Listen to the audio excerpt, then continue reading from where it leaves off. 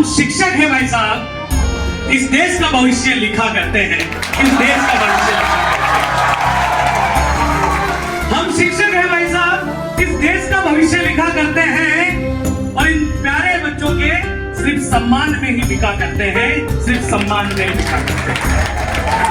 तो आज कक्षा 12वीं का ये विदाई समारोह, दो बातें सच कह दूं तो बुरा मत मानना, दो बातें अगर सच कह दूं तो बुरा नहीं मानना, क्योंकि अब जो मैं बात करने वाला हूं, आप कक्षा 12वीं में हो, आप में से कई विद्यार्थी बचपन से इस विद्यालय में पढ़ते आए हैं। इस विद्यालय ने आपको सींचा है, पाल पोस कर बड़ा किया है अपने ज्ञान से, अपने सम्मान से, और आपने जगाया है स्वाभिमान से। परंतु पिछले वर्षों की यदि मैं तुलना करूं तो एक भी आंख नम नजर नहीं आई अभी तक। ये जो समा है, ये जितना खुशियों का हो सकता है, उस खुशियों में आत्मिक दुख का भी हो सकता है। और अभी तक आपकी किसी की आंखों में मुझे वो विदाई वाला एक मोती जो चमकता है ना, वो दिखाई नहीं दिया। तो आप सच में बताओ, क्या सच में आज विदाई समारोह है आपका?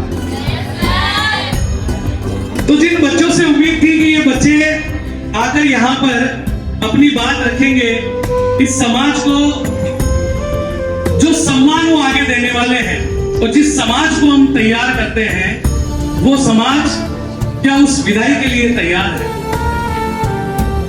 देखिए,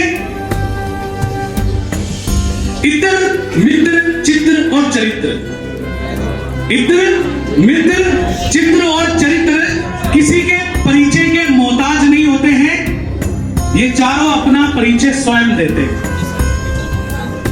इत्र दिखाई नहीं देता है, पर महसूस सबको हो जाता है, और मित्र दिखाई देते ही ये पता चल जाता है कि आपकी दिनचर्या कैसी है, आपकी क्रियाविधि कैसी है।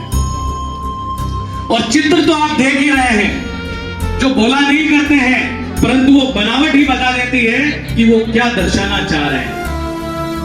और इसी तरह आपका चरित्र अर्थात आपका व्यवहार भी ये बता देता है कि आप आगे जाकर क्या बनने वाले हो। कोई इंजीनियर बनेगा, कोई डॉक्टर बनेगा, कोई सरकारी नौकरी में चयनित होकर अपने घर, परिवार और समाज का नाम रोशन करेगा। पर इतिहास आपको बताता है कि हर कोई सरकारी नौकरी में नहीं लगता। कुछ बिजनेसमैन भी बनते हैं और देश वही चलाते हैं, और कुछ और भी है जो देश के चलाने में सिर्फ सहयोग करते हैं, पर उन्हें गिना नहीं जाता। तो आपका चरित्र ये तय करता है कि आप भविष्य में क्या बनने वाले हो और किस दिशा की ओर जाने वाले हो। आज विदाई समारोह का ये जो 2026वां सत्र है आपका, हर वर्ष इस विद्यालय से 12th क्लास का एक बैच निकलता है, कुछ यादों को लेकर, कुछ मेहनत को लेकर, कुछ संस्कारों को लेकर। और जब आप यहां से निकल जाते हो तो आप जो प्रदर्शन करते हो बाहर, चाहे घर में करो, परिवार में करो, समाज में करो, उसमें आप अपने परिवार को भी दर्शाते हो और उस विद्यालय को भी दर्शाते हो जिससे आपने शिक्षा प्राप्त की है। तो मैं आशा और ये उम्मीद करता हूं कि आप ऐसा कोई भी अपने जीवन में कार्य नहीं करेंगे जो आपकी प्रशंसा के ऊपर उंगली उठा दे, आपके किरदार के ऊपर उंगली उठा दे। देखो बच्चे, ये खामोशी हमें गवारा नहीं, कुछ तो हमें स्वयं भी कर गुजरना होगा। इस जमाने ने बहुत कुछ देखा है और इस जमाने को बहुत कुछ दिखाना होगा, क्योंकि आपके दादाजी, परदादाजी, हमारे दादाजी, परदादाजी इस मोबाइल की दुनिया में नहीं थे, आज हम हैं। हम इसलिए क्योंकि आने वाली पीढ़ी ने उसे डेवलप किया, पर आज हम हैं तो है नहीं। आज शायद मोबाइल हमें चला रहा है, हम मोबाइल को नहीं। ये सत्य है या नहीं? ये सत्य है या नहीं? ये सच है कि मोबाइल ने हम सबको बांध लिया है। 2 घंटे 3 घंटे 5 घंटे आप ऐसे निकाल देते हो और आपको पता भी नहीं चलता कि आज आपने किया क्या। तो कहने का मतलब है कि इस जमाने को हमें बताना है कि हमें क्या करना है और क्या नहीं। देखो, विद्यालय के समय में मैं 1-2 विद्यार्थियों को याद करना चाहूंगा।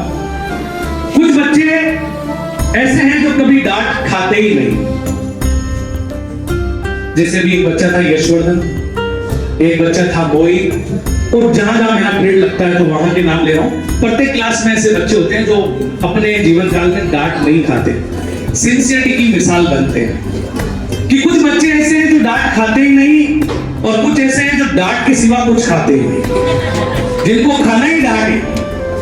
और मैं आपको क्यों ये बता रहा हूं, इसको बताने का सबसे बड़ा लॉजिक ये है कि जिन बच्चों ने विद्यालय समय में डांट नहीं खाई है अपनी सिंसियरिटी के दम पर, उनका रिजल्ट देख लेना। और जो रोज डांट खाने के लिए कि हमें तो रोज खानी है, उनका रिजल्ट भी आप देख लेना। और उनको खुद को भी पता है कि हम रोज डांट खा लेना, हमारा रिजल्ट कैसा होगा वो जानते हैं। अर्थात ये डांट इस बात का प्रमाण है कि आप भविष्य में किस दिशा की ओर बढ़ रहे हो। जो जितनी कम डांट खा रहा है यहाँ पर, वो शायद अपने नैतिकता की ओर, अपनी शिक्षा की ओर निरंतर बढ़ेगा है। और जो डांट खाने पर अपने में सुधार कर ले तो बहुत अच्छा होगा। जैसे आज 12th साइंस इंग्लिश मीडियम के 2-3 बच्चे आए, इंग्लिश में इन्होंने स्पीच दी, बहुत सुंदर थी, मतलब प्रशंसा की बात थी। सत्य पंकज आकर जैसे ही बोला, ऐसे लग रहा शायद अंग्रेज ही इंग्लिश बोल रहा है। जो लहजा था उसका, आपको लगा नहीं लगा? तो आप में टैलेंट है, अपनी छवि को सकारात्मक बनाओ, गलत दिशा में मत लेके जाओ। बच्चों, ये जो समय है ना, ये समय बार बार नहीं मिलेगा। ये 12वीं बोर्ड आप 1 बार दोगे, 2 बार देने के शौकीन रहोगे ना, तो आपको पता भी चल जाएगा कि वो अच्छा है या बुरा है। परंतु 1 बार दोगे और पूरी ताकत के साथ दोगे तो इतिहास में नाम लिखा जाएगा, सुर्खियों में नाम आएगा, और अपने परिवार का नाम रोशन करते नजर आओगे। ये दुख थोड़ा सा तब होता है कि प्री बोर्ड की परीक्षा होती है और कुछ विद्यार्थी प्री बोर्ड देने नहीं आते। बेटा, ये वो आईना था जो आपकी तैयारी को बता रहा था कि आपने कितना पढ़ा है, आपको कितना आया है। परंतु कुछ वो आईना देखना ही नहीं चाहते, क्योंकि जो बोर्ड की परीक्षा है वो आपको बदलने का मौका नहीं देगी। विद्यालय में 3 प्री बोर्ड होते हैं, इसलिए होते हैं ताकि आप हर बार अपने रिजल्ट को बदलाव कर सको, ग्रोथ कर सको। लेकिन बोर्ड की जो परीक्षा होगी वो आपको बदलाव का मौका नहीं देगी। इस बात को गाढ़ बांध दीजिए, वहां कोई प्री बोर्ड नहीं होगा। वहां जो आपने लिख दिया वो फाइनल है, उसमें कोई सुधार नहीं हो पाएगा। और हो सकता है कि आप देख भी ना पाओ कि कहां नंबर कटे और कितने कटे और क्यों कटे। परंतु मैं तो शुभकामनाएं उनको देता हूं जो निरंतर तैयारी कर रहे हैं, क्योंकि जिनके कटने हैं उनको तो मालूम है ना, मालूम है। और जिनके नहीं कटने होते हैं उनको डर रहता है कि कहीं कट ना जाए, क्योंकि उन्होंने इतनी मेहनत की है। तो बच्चों, ये जो समय है 12वीं वाला, अब ये आपको 5-7 दिन एक्स्ट्रा मिल रहे हैं। अभी आपको लगेगा हम स्वतंत्र हो गए विद्यालय से, स्वतंत्रता नहीं है। ये 5 से 7 दिन अब आपको ये बताना है कि आपने वर्ष भर विद्यालय में क्या पढ़ा है, और आप जब लिखोगे और आपका रिजल्ट आएगा तो ये दर्शाएगा कि आपने किस तरह से अपनी मेहनत की है। 20 दिन पहले जरूर एग्जाम है, पर इसका मतलब ये नहीं कि जिंदगी से पहले एग्जाम हुए, ऐसा नहीं है। और ऐसा भी नहीं कि आपने पढ़ा नहीं है, आपने बहुत कुछ पढ़ भी लिया है। 3 दिन प्री बोर्ड जिन्होंने दिए हैं उनके जीवन पर प्रभाव भी पड़ेगा। और जैसे ही ये निकलोगे, इनको मौज के दिन मत समझना, ये दुनिया, यहाँ बैठे सब शिक्षक साथी से कभी पूछना, वो कहते हैं कि दिन थे जो विद्यालय के ही थे। अभी आपको एहसास नहीं होगा, दुनिया का असली रंग देखना बाकी है। एक्स स्टूडेंट के रूप में देव ने कहा भी था कि आप 3 घंटे पढ़कर सोचते हैं कि बहुत कुछ पढ़ लिया, और वो बताता है कि हम 12 घंटे भी पढ़ते हैं ना तो भी हमें लगता है कि हमने कुछ नहीं पढ़ा। ये सत्य है इस दुनिया। आपको लगता है 1 पीरियड हो गया, 2 पीरियड हो गया, 1 पीरियड 2 पीरियड नहीं होता। जीवन सीखने की मिसाल है, और ये समय है कि निरंतर आप सीखते हुए चलो। आज सीख लोगे तो कष्ट नहीं होगा, वरना दुनिया ना, ये दुनिया तुम्हें डराएगी, सताएगी, रुलाएगी, और हर रोज एक नया रूप दिखाएगी। ये दुनिया तुम्हें डराएगी, सताएगी, रुलाएगी, और हर रोज एक नया रूप दिखाएगी। पर जिस दिन तुम अपनी कड़ी मेहनत से सफलता पालोगे, ये दुनिया ही तुम्हारे पीछे पीछे दौड़ती आएगी, ये दुनिया ही तुम्हारे पीछे दौड़ती आएगी। उसके लिए संघर्ष की आवश्यकता है। अरे बड़ी से बड़ी रुकावट को अपनी समझदारी से पार करो, बड़ी से बड़ी रुकावट को अपनी समझदारी से पार करो, अपनी अंदर की कमजोरी पर पूरी ताकत से वार करो, और छोटी पड़ जाए हर एक चुनौती, ऐसे खुद को तैयार करो, ऐसे खुद को तैयार करो। एग्जाम आएंगे, परीक्षाएं आती रहेगी, अभी तो शुरुआत हुई है, ये मान के चलो आप। असली एग्जाम तो जिंदगी के अब होने शुरू होंगे, जब संकट बहुत ज्यादा आएंगे। तो अपने आप को कमजोर मत समझना, कुछ पाना है तो कुछ खोना भी पड़ता है। जैसे आज आप कह रहे हो ना, विद्यालय छोड़ के जा रहे हैं, हमारे दोस्त छोड़कर जा रहे हैं, तो जिंदगी और नए दोस्त भी देगी, नए मुकाम भी देगी। तो कुछ पाना है तो कुछ खोना भी होगा, हंसना है तो रोना भी होगा, और चमकना यदि है सोने की बाती, तो आग में तपना भी होगा, तो आग में तपना भी होगा। और बदलना चाहते हो अपनी जिंदगी को, बदलना चाहते हो अपनी जिंदगी को, तो सबसे पहले खुद को बदलना भी होगा, सबसे पहले खुद को बदलना भी होगा। अरे भूल जाओ,